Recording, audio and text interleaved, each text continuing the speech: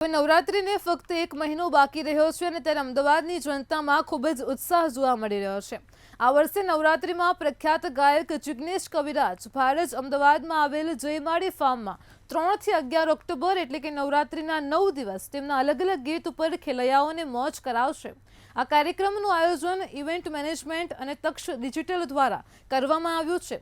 આ અંગે રાજથાળ અને બોપલમાં event management founder Jaydeepsinh Gohil તથા તક્ષ ડિજિટલના સભ્યો સહિત જિગ્નેશ કવિરાજ નવરાત્રીમાં જોડાશે।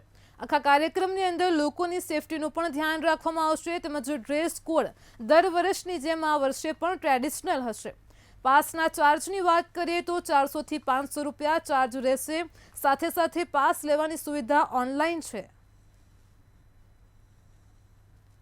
એક વર્ષથી ગાતા હોય પણ આ વર્ષના એક વર્ષના જે મારા આલ્બમના જે સોંગ છે એ બધા અંદર ઉમેરવાનું છે। ખેલૈયા માટે તો ખાસ એમના માટે એક તો સુવિધા પેલી કહેવામાં આવી છે કે ખાસ ટ્રેડિશનલ ડ્રેસ માટે ભાઈ ટ્રેડિશનલ ડ્રેસ પહેરીને બધાએ આવવાનું છે। તો બધા ટ્રેડિશનલ ડ્રેસ પહેરીને કાંઈ રમવા માટે ટ્રેડિશનલ ડ્રેસ પહેરવા પડશે। બાકી બીજા જે રમવાના હતી એ લોકો માટે સુવિધા બીજી અલગ કરવામાં આવી છે અને અહીંયા સિક્યુરિટી માંડીને ખૂબ સુવિધા સારી કરવામાં આવી છે।